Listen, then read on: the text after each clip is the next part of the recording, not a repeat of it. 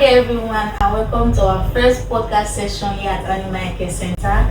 I'm delighted to be your moderator for the day. My name is Suna and I'm here with Precious Chamaka, an animal scientist. Yeah, I'm Bangwe David Oluwashio. I'm also an animal scientist. Our topic for today is how dirty pen affects poultry health. Now, Ms. Chamaka, what do you have to say about it? First of all, for you to have a chick or chicken or poultry in a dirty pen, it tells more on you as the farmer. You see what we call ammonia build up. You see the feces start building up. You see the birds having some kind of symptoms. They will not even grow well. And when your birds don't grow well, what are we now talking about? There's no profit, definitely. Now, this takes us to our question for the day. Question one is, when we talk about the dirty poultry pen, what exactly do we mean? When we say dirty pen, what we simply means is a pen that is not being tidied up, that has their litters, their droppings accumulated for months or for weeks that they didn't tidy up. When the pen is wet, we can actually say that is a dirty pen. When you get to a poultry and you are seeing cobwebs everywhere, or you are seeing flies doing match past. And also, the poultry pen, there is different pens for broilers and for layers. I don't think some persons consider that the layers pen can actually get dirty. That's their cage actually. Yeah. Because you could go to some farms and you see deposit of feces on the cage itself. Yeah. So that one also is also part of the dirty poultry pen. Yes. Then in addition, those layer farmers, they make mistake. They'll be like, oh, since the birds are not close to the feces, they'll just abandon the feces. So in a case like that, we can also regard it as a dirty poultry pen. Now, the next question is, why is proper hygiene so important in poultry? Why do you think proper hygiene is a necessity in poultry? Okay, number one is healthy animal is equals to a very good profit. If you have sick animals, the possibility of them dying even before getting to the market for you to even sell, and also for a sick animal, it will cost you medication. What you are meant to treat from the beginning that you could have prevented from the very beginning, you're going to spend extra for it. So that's extra cost, extra measures to take, and at the end of the day, you may actually end up losing the birds, and that is money gone. Yeah, just like my colleague rightly said, what leads to that sickness is dirty pen. Sure. When the pen is dirty, how do you expect birds to thrive in the dirty pen? I used to say, your pen should be as neat as where you can sleep. So if your pen is not as good as where you can sleep, that pen is dirty. There's no other word. So when the pen becomes dirty, you see the birds, they will not do well, Yes. they will not grow well. When they don't grow well, just like she said, it will not get to market weight on time, and they are eating as they ought to eat, but you are not getting the right weight. So Yes. that is it. Farmers, people should take notes. Listen, get your pen and book. Now, the next question is, what are the common mistakes farmers make that lead to dirty poultry pen? You know mistake farmers make? One is they don't clean up their pen as often as they should. Yeah. So we can say that leads to dirty pen. Some, you see them leaving dead birds. The birds have died. Instead of them to take and go and bury as at the right time, Yeah. they leave the bed there, the birds decays there and all of that. So you have to bury your dead birds the way you ought to. Dig a place far from it. So in addition to this, I would also attribute to dirty pens to management. The humans play a very vital role in it. If you're going to entrust your farm to someone, you should make sure that the person manages the farm very well. Not just entrusting someone and you just leave, because all the things that you mentioned is a human being that will do it. So if that is not done, you're going to suffer the consequences and all that. And at times, the work for the whoever is the worker working there, the work become overwhelming. True. One of the latest farmers I've seen, you know what they do? They employ someone, and what that person does is just clean up the pen. You Yes. don't need to start giving water, you don't need to start giving feed, you don't need to start picking eggs.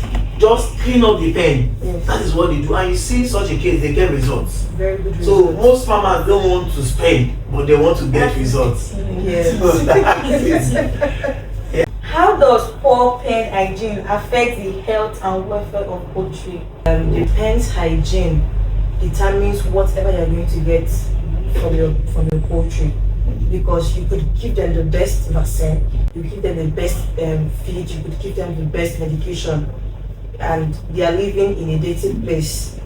It's just like 100% effort equals to zero results. Yes.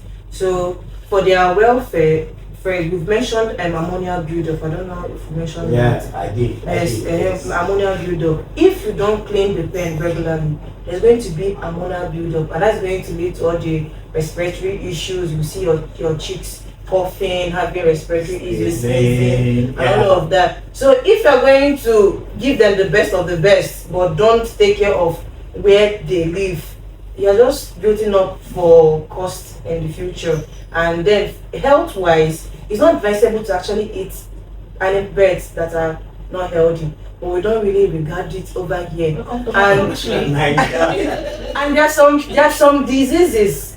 Research has shown that recent new disease that's coming out comes from meat, because we consume unhealthy animals. Yeah. So that is how it affects both the birds and we, the human beings, in the long run. So in a nutshell, hygiene is one of the major pillars Yes. for a successful poultry farming. Let me give it that way.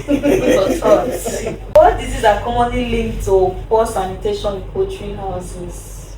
There are plenty. Coccidiosis is one. You know, the coccidiosis is when the place is not tidied up on time. There are wet litters. Most times, these birds, what they are always interested in, crossing around where you have wetness. If you went to the go and pick from there, it leads to coccidiosis. We have issues of aspergillosis, E. coli, salmonellosis, which is fowl typhoid, fowl cholera, and many of those diseases. They are all caused by dirty poultry pens. Yeah. That's actually a lot of disease. Yeah. That's just To mention a what few. you because some persons would say that, but this is the medication I use, this is what I use, but the neatness of your pen, you don't consider that. Good. Let me add to that. Let me add to what she said. You've used it, it's not working. If it's not working, it's as good as somebody that has, assuming I'm having catarrh and cold now, and I'm taking the right medication for catarrh and cold as human. And at the end of the day, when I'm thirsty, I go to take ice block. What do you think will happen? So you're treating for coccidiosis, but the causative agents, what causes that disease, the birds are still subjected to it. So it's as good as what you are using is not working. So you don't come, the medicine will not work. The make am no work. Your pen is dirty. Yes. So the next question is, in what way can dirty pen affect growth rate, feed conversion, egg production, and profitability? Okay, so let's look at the chick first. Holistically, the chick has one system that works for immunity, help with gut digestions, for the food to give the meat. Then for the layers, it's the same immune system that's also working to make sure that you get the egg size that you want. So in a case whereby the chick is battling with disease caused by the dirty pen, and it's producing for you, the immune system instinctively will choose the chick's body. So the chick's body is choosing to make sure that the chick is healthy before giving you whatever that you want. So it will sometimes it reflects in reduction in egg size or to no production of egg at all. And then in the meat aspect, you notice that your chicks are getting lean, which leads to low appetite or no appetite, which can actually lead to their death also. And there's something like I wanted to point out with dirty pen also. When we talk about dirty pen in poultry, I know we've been talking about inside, but there's another thing we need to consider outside. So your house can be very clean, but if your gutter is not clean, if your surrounding is filled with grass, you're going to still suffer the consequences for that. So as we're talking about dirty pen, we're talking about inside and also outside also. But that's how it affects it. Okay, I would say cleanliness in poultry production translates to productivity plus profitability. Yes. And let me still go by my way, just like my colleague went by the way. When we talk about dirty pen, it's not just the pen alone. Most people always focus on the pen. You forget on keeping their drinkers clean, keeping their feeders clean. That still counts as well. Yes. I think you are sharing an experience with me. Please, can you share the experience? So I went to a farm to go and flush the pipe, not just to open tap, to use a flusher. Yes. To put and wash the pipe from inside. So I turned on the pipe for water to flow out, and the water was flowing out, and I saw a body of maggots. Just shifting aside, and I was saying that this pen is dirty, and someone just said, it's normal, and that's how it should be. I'm thinking it's not normal. How can that kind of birds not be worm infested? Yeah. So that means dirty pen can also lead to worm infestation. Yeah. But that farmer did too.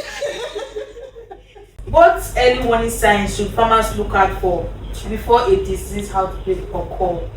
Ruffle feathers. See ruffle feathers.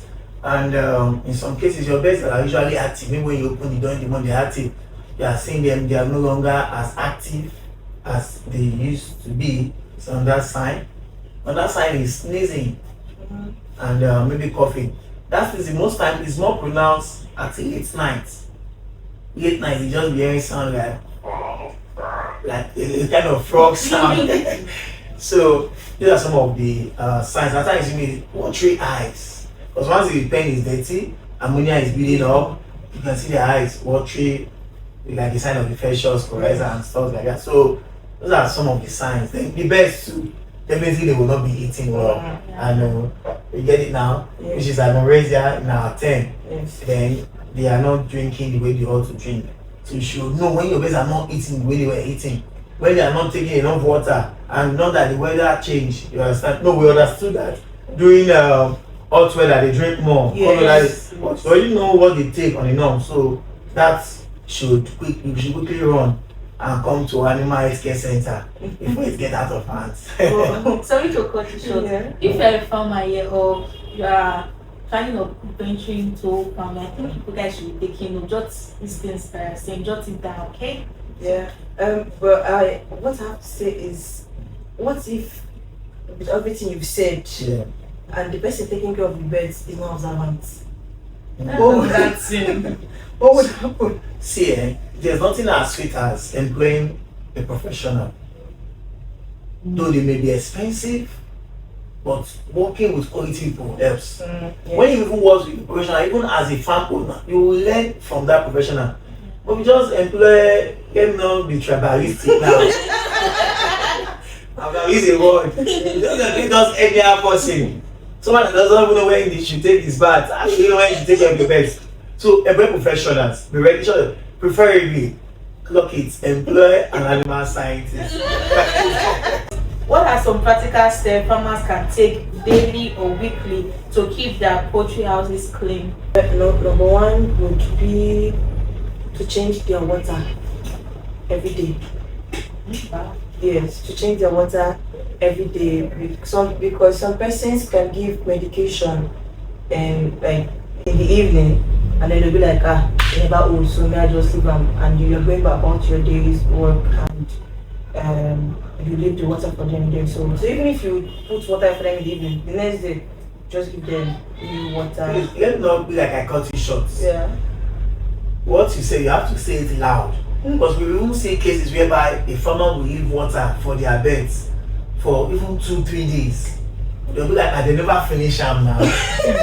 You understand? So that is very, very key as well. But let me let you Yeah, Add okay. more of So it. as you're changing the water, also make sure that the water doesn't